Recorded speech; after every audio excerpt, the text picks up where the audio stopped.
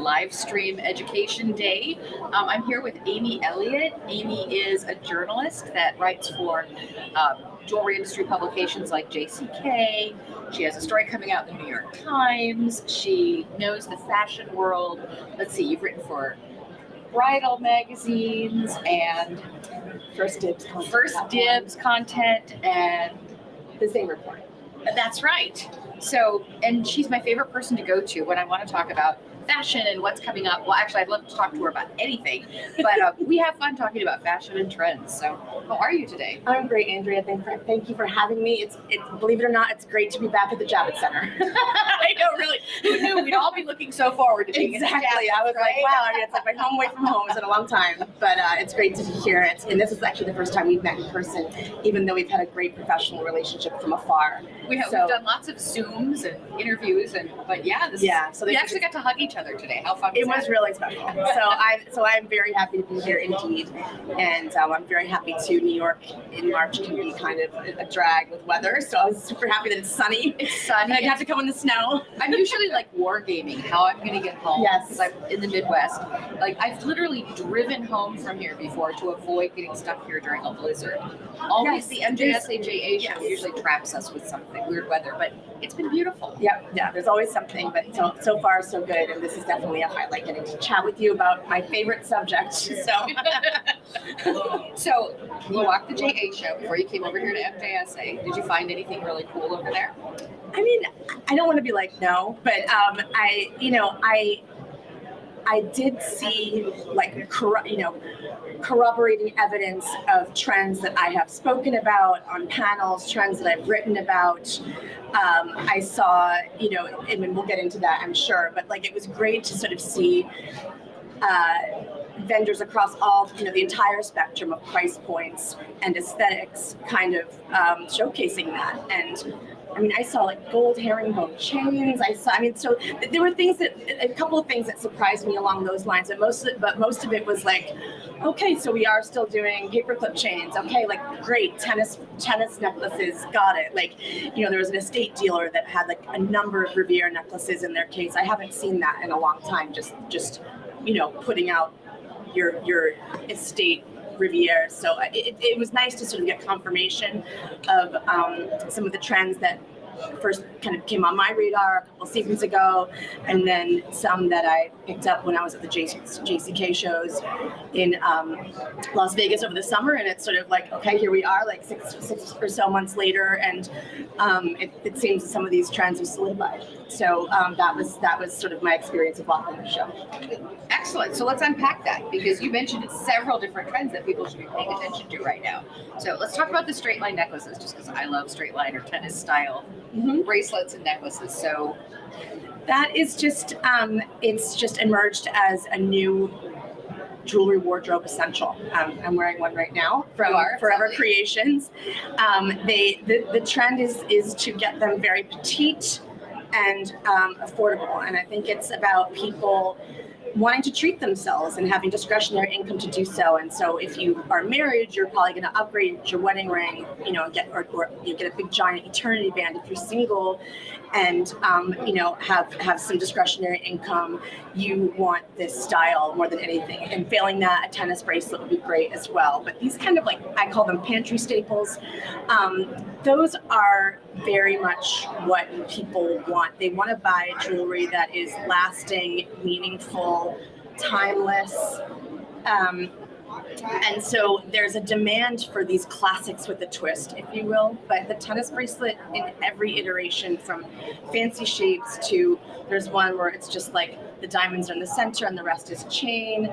I saw one gentleman with a 30-inch sautoir tennis necklace style, which I just was yep, you're selling a lot of tennis necklaces. It's just so it's great for layering, and it's just something that you'll have forever that will never go out of style. So it really just kind of ticks all the boxes. And I've also seen them in ombre, so different diamond colors, also in colored gemstones, not just diamonds. Absolutely, I've seen them with turquoise, which is really, really lovely. So I think, innovating within the category, you're mixing in some colored gemstones, you're doing some ombre, you're doing some, semi-precious, and, it all is sort of ties into this other trend of layering necklaces. That's something we've been hearing about for several seasons. But I saw it very. It's all over Instagram. Obviously, if you spend any time there, you can see gorgeously curated necks of all kinds, the neck mask. And then I noticed some of the vendors over at the JA show. They have a bust and they have created a look, and that was a real takeaway from JCK Las Vegas, which was you need to curate the looks for your customer, because it can be a little bit cumbersome, and like you need all the different lane. You don't know what lengths you need. You don't know what chains aren't going to tangle. So it was nice to see like complete looks styled on the counter for people to buy into. Like, I'm going to get that exact look and put it in my store. And that's a fashion carryover, which I think is fairly new to the jewelry industry. I mean, usually in the jewelry industry, in fine jewelry, we're selling pieces, maybe a couple of pieces that go together within a collection. But the fashion industry has been merchandising looks for a long time. And they know whatever you put in the store window, that's what you're going to sell the most of on the floor. And you guide people into, upselling by merchandising a whole look. So I think it's cool that we're starting to do that in this industry as well, because people don't know how to stack. It's hard. I mean, I love jewelry so much, and I find it very challenging myself. So and I think that a tennis necklace or a paperclip chain, which is another huge trend. I saw it. It's just ubiquitous. That's another great foundational item. Did you see Riva's paperclip chains No. here at FJSA? They've got their Fairmind paperclip chain here. Ooh. Yeah, it's pretty exciting, actually. That sounds great. I mean, yeah, I think that is a must-have for every retailer, and certainly if you're creating pendants and so forth, it's great to have that as your chain option. I do think I think necklaces are where it's at right now. I do think, and stacking rings, yes. It's just such low-hanging fruit. It's a great price point. You can just add. Yep. And I watched the SAG Awards recently, and there was one of the looks was several celebrities had like rings on every single finger. So I do think that there's something to be said for stacking and layering is still a thing. But necklaces, that's what I think people are feeling drawn to, like less so the statement earring. Interesting. Maybe with the it could be the mask. The masks, I've whipped off my earrings a few times. Yeah. I'm not wearing one at the moment, but otherwise I'm masking when I'm out still, and my earrings keep flying off. Yeah, it has to do with the mask thing, and I think just people want jewelry. I mean, diamond studs, obviously, and huggies. Those are your pantry staples. You need your pantry staple, but giant, gorgeous statement earrings don't really lend themselves to the way we live now, which is for many of us working from home. Yoga pants, maybe change your shirt to go out to dinner, maybe not. So you need jewelry that is compatible with this lifestyle, and that's another big trend too. Just generally, Andrea, is that it's casual. Like It's things totally casual. The look is casual. Like we are casual, effortless, easy. Mhm. Easy. So that is still the culture of fashion, I think, is very still in the world of easy and breezy. Now you're not you're mentioning stacking on rings. You're not saying anything about bracelets. Is that still a thing? Yes. I mean, I think, a favorite look that you will see a lot is, a stack with like a Cartier love bangle anchoring the stack, and then you mix it in with, gemstone bracelets, or even like stretchy, those sort of like The friendship type. exactly bracelet. yes, stretchy bracelet, or just mood enhancing crystal bead bracelets is what I'm thinking, the spheres. So that, like, a jumble on your wrist is always a good idea if you like it. I find it challenging to wear because my wrists are small, so I wear a stack of gold chain bracelets, but I usually have to get them sized. So if I'm gonna, it's just like it's an extra step if I have to deal with it. So I type so much that I find that right now all my bracelets are on my desk. yes, So you that put too. them all on, and when you're living that Zoom life, Exactly. what's on your hands and what's on your wrists, that's for you. You get to see them all day. But yeah, they all end up on my desk. Yeah, and they're not great for like working out and that kind of thing for child or handling small children. No. So, which a lot of us are doing. So, but necklaces, charms, of every iteration. So much zodiac, so much enamel, so much. So let's talk about charms for a minute, Sure. because you were talking about people doing a lot of symbolism being a big deal in jewelry the last time we talked. Is that still a big deal? Yes, I think people are seeking to, there's a lot of pressure to kind of be our best selves. There's a need for, good vibes, positive vibes. There is, the times are tumultuous. And so people, not only do they want timeless jewelry that's going to stand the test of time, they want jewelry that is either a reflection of themselves or jewelry that's imbued with sentiment, imbued with symbolism that they can, kind of connect with and feel protected or draw in good luck and draw in good vibes, calming. Yeah. I think amethyst is supposed to be calming. It is calming. So, birthstone jewelry, I think there is this, it's twofold. It's the art of personal expression. And, this is my birthstone, this is my zodiac sign, but then it's also this more cerebral need to comfort ourselves with tangible objects and harness whatever the universe has for us in the way of good vibes and, peace, harmony, calming the mind. So you're talking about jewelry as something that helps ground us. Yes. And that's a pretty interesting way of looking at it. It's not just something to, adorn, but something that you use for grounding. And also just connecting with other people, like personal connections. So charms really lend themselves to gift giving. They do. Another big trend, hearts, and hearts are big again. Hearts are huge. They fall into this category of symbolic jewelry. They span every generation, that they're appealing to a diverse amount of generations. They're available at every price point.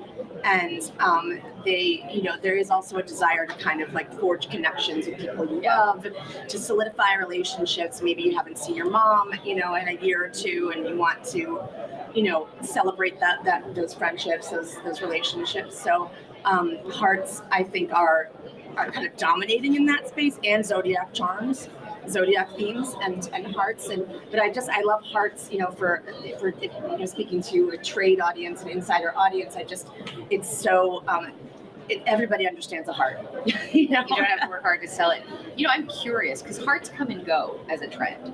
Like, have you paid any attention? Like, was the last time they were big during the Great Recession? Was it like, do hearts trend around times when the world is difficult, or do they have a trend line on their own, or have you even looked at it? Possible. I imagine they were popular like in the 1940s with people going off to war and having, your making sure that your sweetheart, wearing a locket. Like I think lockets, were probably, very much in demand. You did a cool story on lockets. Yes, recently. I did. Yeah, for First Dibs. I think lockets were probably very much in demand to World War II era.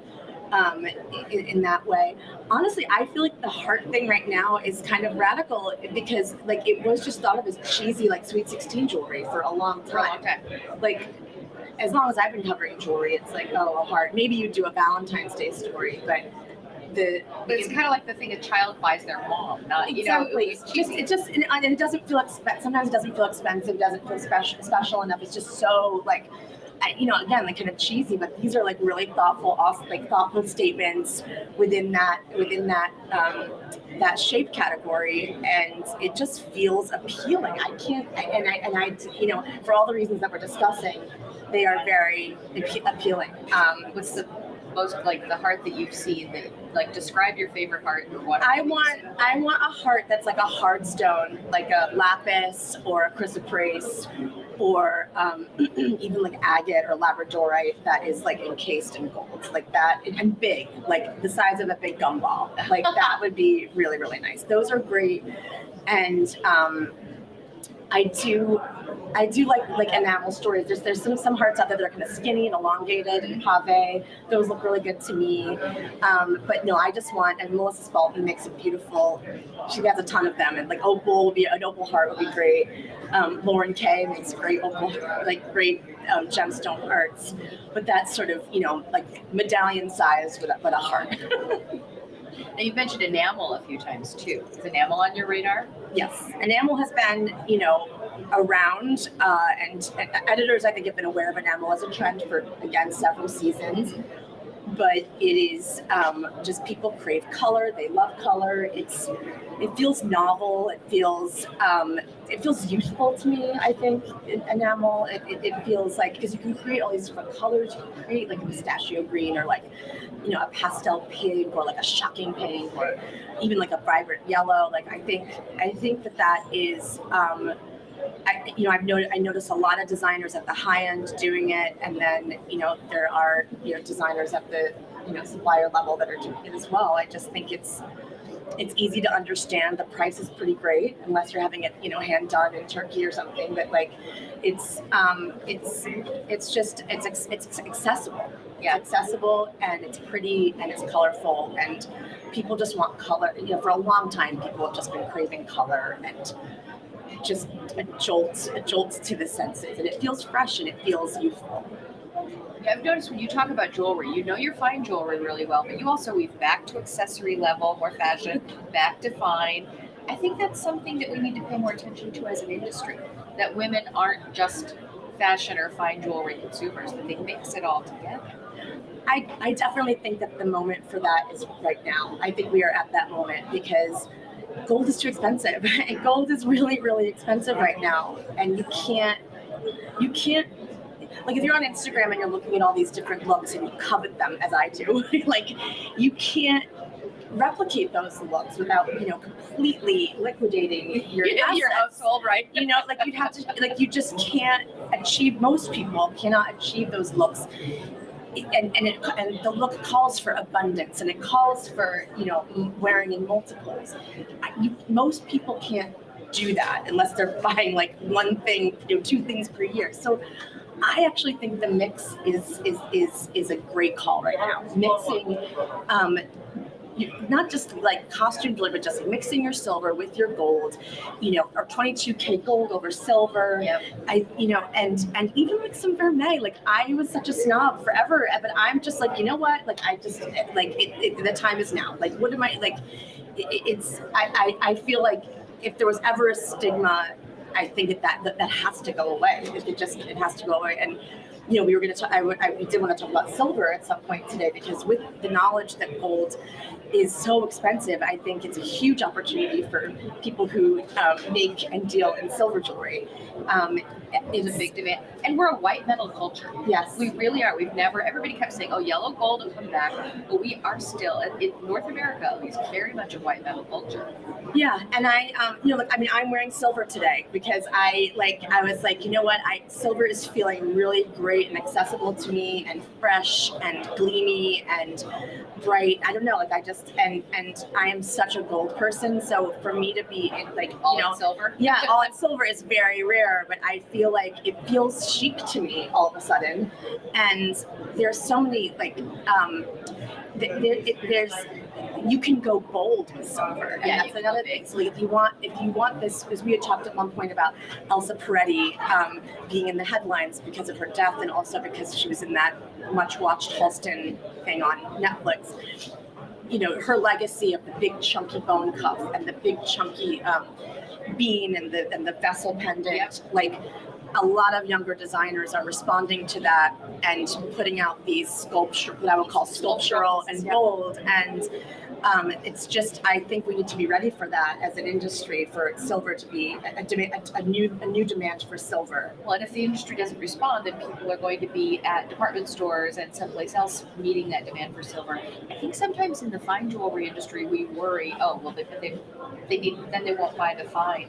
But I think the silver is kind of an entry-level drug for younger buyers who don't have the expendable income, but who are going to add a gold piece every year, maybe two, as they build up their jewelry collections. But silver allows them to, and like you're talking about, pave is pave is pave. I mean, like, if it's set in silver, I'm okay. Like, that's okay. Yep.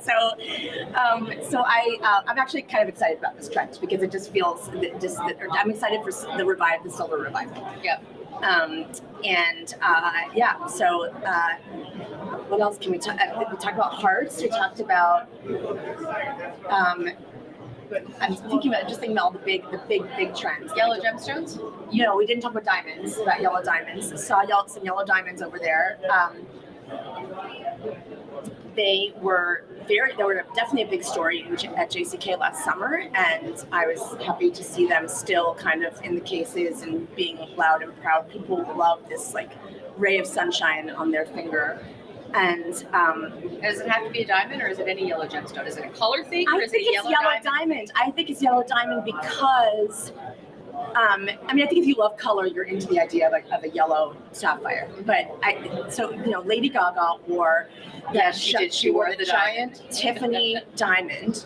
We're talking like I think it was 3 years ago to the Oscars. But it hadn't been out in public in quite some time. It was the only time it was ever worn on the red carpet. So it was a huge moment for people. Gaga had an incredible award season that year, and I believe that the yellow diamond moment that we're seeing, is from that. Is a byproduct of that. And you see how long it took for it to kind of come out. But we also needed some that moment on the red carpet predated COVID. Mm-hmm. So, it was like this last cheerful moment. Exactly. But so then concurrently, we all are craving bright light and sunshine and positive vibes. And I don't know, and also Gen Z, Gen Z wants an engagement ring that looks nothing like their mother's. Yep. They want, they probably want an oval. They probably want Everybody wants an oval right now. And so I think that yellow diamonds are a great way to sort of cover off on that. They probably don't know anyone with a yellow diamond engagement ring. That's going to be a yellow lab grown? Yes. What do you think about lab grown? What are you seeing? I think I'm always surprised that it's such a contentious topic. Me too. Forgive me, my friends. I'm always surprised to see how contentious it is. And I've read some really great articles. And my colleague at JCK, Rob Bates, has written extensively on this subject. The message that I am receiving, the message that I'm receiving as somebody consuming these articles and trying to take the temperature, the message I'm receiving is that it is vital to modernizing your business, that we need to embrace it, because if the customer wants it. That's basically what I'm trying to say. The demand is there. The demand is there. Consumers have designers put ideas out there, and then consumers vote, with their dollars about what they want.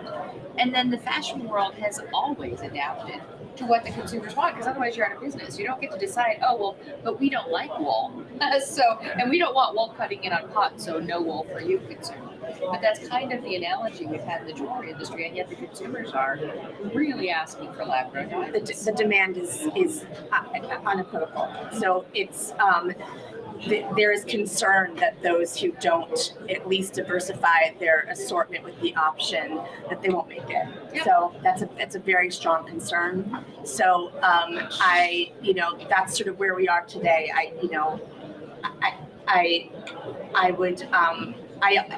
What I used to say was, look, if the lab grown is going to help you get that 10 karat stone, God bless. But now I think it's more actually, everybody, this is what they want. This is what the kids want. Well, and you can get them in some color. I mean, if you wanted a really vibrant colored diamond, you need to be in the top 1% to afford it. Oh, yes. But people can get colored lab grown as well, and it extends that colored diamond category. Yeah, it's a moving target, but it's here to stay. And the message that I'm receiving, like I said, is that we need to get on board. So yellow diamonds. Don't come yelling at me. Don't yell at me. Flaming you in chat as we speak. Exactly. I think a lot more people are on board. There's been a lot of softening of that stance in the last year. No more don't say lab grown. Yeah, that I have no interest in keeping up with. I can't keep up with all the jargon. I can't. It's too hard. So yeah, no. So, what about color gemstones? Are there any colors that are hot there, or is it gemstones in general, or what's going on in color gems? What I've been hearing is blue and green. I think, particularly emeralds, particularly opals, lapis. I think people just, these colors are calming and soothing and appealing, and Deep calming and soothing. they just feel they're just universally adored colors, and they're colors, found in nature, the sea, the sky, the grass. It's just it harkens, it evokes nature and allows you to kind of connect with it. So so lots of green tourmaline stories at JCK, and opals are just huge, and Sleeping Beauty turquoise. Like Sleeping Beauty turquoise, that's my favorite color. Yes, turquoise, it's honestly. a beautiful turquoise. And I've seen it turn up in a lot of cool things. Inlay. That are very modern looking. And men's stuff too. Yep. So it's those colors. I think emeralds too. Like the kids are crazy for emeralds. Why is that? Do you have a sense of why? Red carpet. Okay. Yeah, red carpet. Lots of emeralds on the red carpet for going back probably 10 years. And when Angelina Jolie was like the queen. She really is the queen of emerald. And people are probably like, why are you referencing something 10 years ago? But it's just that's where it comes from. I mean, the fact that morganite is a bridal stone that people want, to the point that it shows up on the Not Wedding Study. Like, morganite is a derivative of JLo 1.0, like when he proposed with the big diamond engagement ring from Harry Winston. Like that is the reverberation. Like the morganite that we're seeing now, right, is from that one moment all those years ago. So it takes a while for trends to. I always say with jewelry, it takes a while for trends to emerge, and they stay.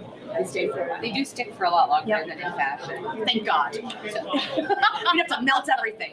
Melt everything down. Start over. But talking with you is always sort of like, that moment in Devil Wears Prada where she explains why that homely sweater made mattered. Yep. Talking with you, I always feel like that. You can trace it back to where you think it happened. Yeah, and I have this knowledge from talking with many experts all the time, all day, every day. So anyone I've ever interviewed, thank you for your insights. So, in the color gemstones, are you seeing it in? I know we're not talking about a big earring moment, but is it necklaces and pendants? Is it in bracelets, rings, or is it all of the above? I would say I think beads are big. Beads are big. So I'm seeing, like, when I close my eyes and kind of just take stock, like I see colored gems showing up on pendants, as described, as the aforementioned heart, the giant heart that I love. But I've seen color in pendants, and then in beads, whether it's a small, teeny tiny strand of Ethiopian opals, or just faceted, draped, like Judy Powers style, like gorgeous. I just got this big drapey. It's like 36 inches. I can either double it, and it's a cerise D, just gorgeous array of all these beads, some faceted, some smooth.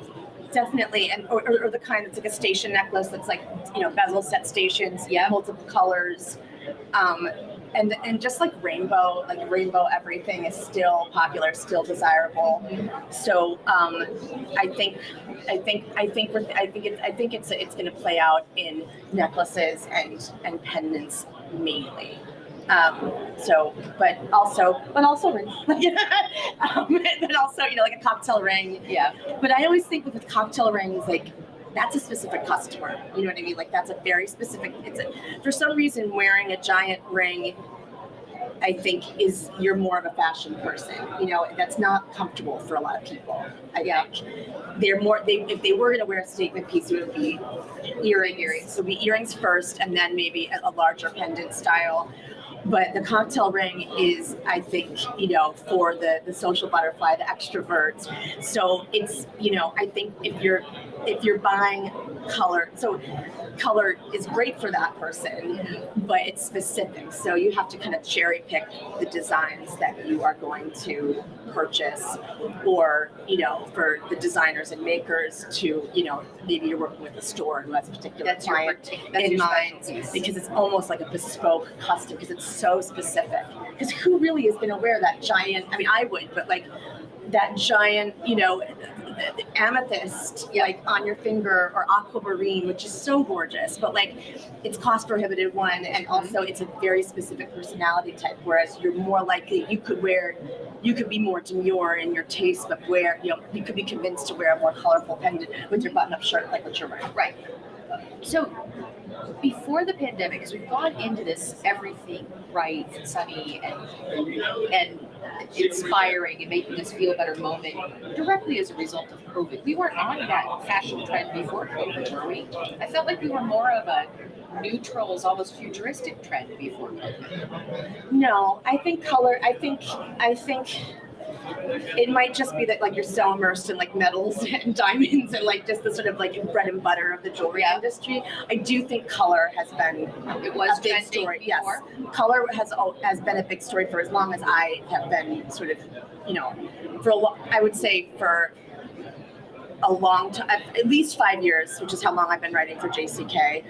But maybe even before that, I think, it's like, for a long time, like your average customer wouldn't know what a Montana Sapphire was or a Spessartite Garnet, and now they do. Now they do, but you feel like they did before COVID, because I felt like color was in fashion. There was a lot of color in fashion, a lot of color in accessories. Or is it just that the retail jeweler hasn't broadly picked up on this color trend and started offering enough of it? Well, I think historically there was apprehension, right? Like I think of the designer Mark Patterson, who I wrote a book with them, and they used to do incredible gemstone work. Yes, they did. They were one of the first, if not the first, to do an ombre color story like back in like 2000. And they would do like they had these collections called Samba, and just a live electric color. And then they had to kind of like, they've talked to me about how they had to kind of like shift gears to meet the demands of the market. The customer, the retailer was not going to buy a giant rubellite cocktail ring because there just wasn't a market for it. However, yes, I would be interested in your diamond pendants, like right. So I look at Susie Landa's work. Yes, it should be in every retail store. Yes, like every market should be carrying Susie Landa. 100%. It's like the most incredible color, but she's doing really beautiful work right now. Oh gosh, she is. Yeah. She's so talented.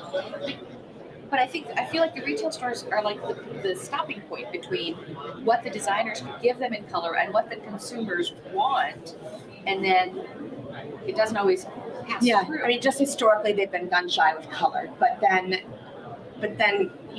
there's a whole trend of like taking titanium and dyeing it, like whatever, I don't know if they dye it, but treating it to be just this neon, those incredible, that you can alloy titanium so many ways. And like the European designers have been doing that for a really long time, like Lydia Cortay, and like, it's, I think to your average retailer, that seems like a risk, you know what I mean? But slowly but surely there's demand for it, And I always think about Labradorite as like the perfect transition store, because it's like you're like, if you have a customer that's more of like a smoky quartz, like the neutrals, and you want to like convert her into color, like Labradorite covers off on that really, really well, because it's like color but it's neutral. Yeah.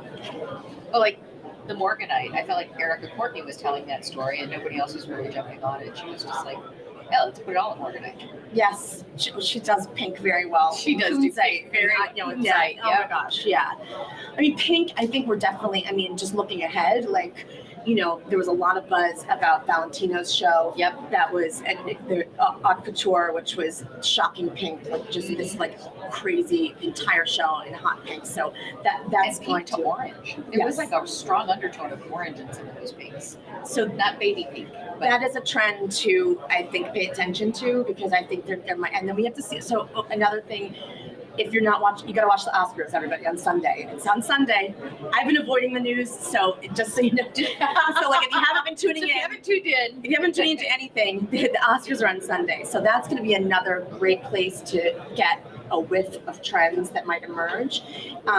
So I'd be interested in seeing if there's any of this Valentino on the carpet, and if there's just a pink moment in general, because I do think that has the potential to swing the pendulum a little bit towards our pink enamels, Yep. and our rubelites and our pink tours. So, and pink sapphires, of course, which can be so electric. That is, I'm going to be watching that like a hawk, in search of what could be our next moment. And there, not to go back to Gaga again, but she wore this periwinkle gown to a Golden Globes that year, 2019, and it wasn't so much her jewelry, but that gown was like a periwinkle color, and I believe that is why we have Very Peri from as the Pantone color of the year, and that was a couple of years later. So it's, you never know how these things are going, and that will of course dictate trends like tanzanite and chalcedony, anything that's like vaguely periwinkle, that will dictate. But like there could be a fashion moment that aligns with this Valentino pink story that shifts us into, it gets us to think pink. out of the greens and blues and more into pinks. Yes. Now, Yeah. are there any particular stars that you watch that consistently wear things that you think turn into trends, or is it more just watch the carpet and see what shows up? It's honestly been such a long time. Like that pageantry has Yeah. been like, shelved for a while. So it's like, it's hard to say. I will say, Kate Blanchett, anytime she's on a carpet, people pay attention big Yeah. time to her jewelry and her fashion. Lady Gaga, yes. And As long as she's not wearing meat. yes. Selena Gomez had a stunning look at the SAG Awards. So I don't know if she goes to the Oscars or what, but she's She's doing gorgeous. something new. She's probably going to be on the carpet. She So- does have an interesting look. So she always looks great. And then I am a big fan of Julia Garner, who is more of a TV star. So she probably maybe she won't be at the Oscars, but I think she is kind of quietly a jewelry person, who, she wore Verdura to the Emmys. And I think that she has a great sense of style. She wears a lot of Prada, and she's she is in that show Inventing Anna on Netflix. Yep. And also Ozark, and she's just really beautiful and chic and cool. And to me, I am very interested in what she's doing. So I will say maybe follow her on Instagram. I think she's got great style. Excellent. Now, we were talking about pink. Is rose gold in a moment anymore? Is it passing? Because rose gold is one of those things that comes and goes. I heard it's not. It's going. Yeah, I heard. I did speak with one retailer ahead of JCK last year who said it's just not. It's not so much the rose gold. It's the white and the yellow, and more yellow than white. But I also talked to a retailer recently who said that there's definitely a white space for really nice wearable white golds fashion jewelry. Mm-hmm. That layerable, delicate, like Zoe Chico, but in white gold, so that is something that they are theoretically looking for, but not seeing, the layerable white gold. Right. So, What about platinum? Because platinum's pretty affordable compared to gold. Are you seeing much happening in platinum right now? I think that I think still, like the Oscar Haymans of the world are going to set things in platinum if it's doing. I mean, I'm excited to come to the next talk because I actually needed a refresher on platinum, because I wonder if they're shifting narratives, because it was always like the creme de la creme, which it is in terms of strength and design, capabilities, and it's just durable and all those wonderful things. I still think of it as the domain of like Oscar Heyman setting, just high jewelry. So I'm curious. This would also be another great time for them to kind of slip in there. Slip in there because the prices are right. So the next Yeah. talk that Amy's referring to is with Teresa Fria with Techform. She's done some extensive research on platinum durability, and I think the whole platinum thing, part of it is that people perceive that it's hard to work with, so then they don't produce styles in it. And in fact, if you know how to work with it, it's not so hard to work with. But so that it ends up with the Oscar Haymans, who have developed a whole discipline around platinum. Yeah, they have. And you have to have a discipline to work with platinum. But boy, if you're wanting to put people in precious metal jewelry right now and they're shying away from gold, platinum's a great option. I mean, yeah, if you want a white gold engagement ring and like the prices are comparable, I would absolutely go for platinum, 100%. Yep. Yeah. So I mean, I would be I mean, again, because I'm personally feeling this silver moment creeping That's in, what I was wondering. and I'm feeling silver really hard. Like this might be the luxury for the sort of luxury answer to this sort of white metal moment. So Now, in the white metal moment, I know some people are trying to experiment with white gold. It's really just the white gold alloy, not rhodium. The rhodium costs a fortune. okay, And then people have always rhodium plated their white gold to make it look like platinum, when in fact white gold has its own wonderful warm look, and some designers have played with it. Are you seeing people playing around with the variation in the whites, or is that not hitting your radar? that hasn't hit my radar. That would be pretty in the weeds for me. But definitely alloys. I think, the studio jewelers are experimenting with alloys. They always, And that's a great selling point. Like that's just a really, it's a good storytelling tidbit that is just picturing this designer, with the crucible, like mixing, just to get the perfect shade of the gold with like an apricot tint or a green tint. I think there's definitely room for that, a lot of room for that, and that makes for very beautiful and interesting jewelry. Yeah, it does. Gold's a pretty flexible metal. Exactly. A lot with it. What have we missed? We should talk about men. The men's. Oh, let's talk about men. Okay. Yes, I mean I always like to talk about men, 100%. But I think that men's jewelry is probably one of the biggest trends that this audience can be put on their radar. Yep. It's a category that is, and you can also think of it as like unisex or gender fluid, but it's like regular men are like saying, no, I want to wear great looking jewelry too. Yes. They're wearing earrings, they're wearing really gorgeous rings. It's not just and chunky glass rings. They're like yes, and like design stuff. dog tag necklaces, and then also the beaded gemstones, the beaded tiger's eye beads, onyx beads. Stacking that, and then pearls. I mean, I don't know if it will trickle down to like the mainstream, but like you have Harry Styles wearing pearls. Yep.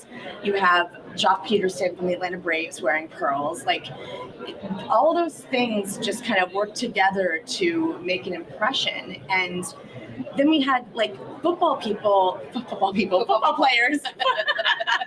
Really big rings. Yeah, right. No, but they came to the Super Bowl wearing Schlumberger. Yeah, they did. So, so brooches have been a big story for a long time, but and then the halftime show, they were all wearing watches and jewelry. I mean, it's like these men are really they've arrived in this space, and you have to have jewelry for them. You have to have jewelry just for have them. a case of a box of bands for the guys to look at while women shop, because men are buying fine jewelry. And I think it's a great opportunity for the studio designers to think about, and suppliers to think about, how can you tailor your aesthetic to a men's line, and because there's demand for it. Like the stores want it; they want to have the little capsule of men's stuff. So I think that there's, it's almost always going to translate to something a little more minimalist, a little more maybe rock and roll. It's going to sort of skew in that direction. A lot of stud diamond earrings are going to men right now. Okay, so yeah, that too, and turquoise, all those, those kind of, I don't want to say rustic stones, but they feel like something that like Tommy Lee would wear, Rock and roll. Rock and roll. So I think that's I can say for sure that there are like reps that I've talked to have said like my stores want men's, and I'm pushing the designers I work with to develop men's lines accordingly. So that's another opportunity. So I think that's great. And do you see that across the whole country, or do you see it one of those things that's emerging west and east and then moving center? Let's ask Borsheim. That's always a good call. Yeah, I mean, I can guarantee it's going to be a big deal on the coasts. But I think, I'd be really interested to know what men's lines they have invested in. I will say, bridal, your sort of very traditional bridal suppliers, I've noticed that they have, a band that is just neither masculine nor feminine, with like a little east-west set baguette, nice thick wide band. So even the sort of top, very commercial suppliers of bridal are adding this a layer to their assortment. So I'm sure that there's some testing and learning that's going on, but I do think it's kind of one of those things, like if you put it in front of them, like maybe they'll just like it. Just like it. Well, I saw an interesting. No, I'm not going to remember the statistic itself right now, but Harold Dupuy from Stoller yesterday was speaking at the MJSA Education Day, and he mentioned that in the past, it used to be, people would buy their engagement ring one place and then they might end up in another place for the wedding bands. Yes. But there's been a dramatic increase in, if you can get the engagement ring, you also get the bands. He thinks it has a lot to do with custom, but I can see, men want something other than just a plain gold band these days. So it could also be attached to the whole fact that men want interesting jewelry. Definitely. I mean, I think everybody's just so influenced by social media, red carpet, we're bombarded with content and looks like at all times. And so it's impossible to not, there's some people that don't tune into that, but I think if you're a young person out in the world, having fun and doing whatever, looking to get engaged, or if you are engaged, planning a wedding, there's just lots to influence you. So, yep, that's true. All right, we're almost out of time, so I want to end with this question. Sure. If you could take anything that's not a trend, but you love it, and you could make it a trend, what would it be? Okay, this is my. I want class rings to be a trend, really badly. I think it's a great opportunity. I want someone to do the cool version of Jostens and Barford. I think school spirit is, some of these kids have been out of school for so long, or they had to sit a semester out because of COVID or longer.